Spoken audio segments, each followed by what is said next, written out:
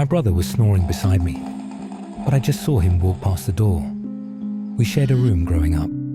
Last week, he came to crash for the night. He fell asleep early, snoring loud as usual. I was up scrolling when I saw someone walk past our door. I thought he got up until I looked over. He was still in bed, still snoring. I turned off the lights and locked the door, but the doorknob is rattling now. And I just heard his voice outside say, "Let me back in."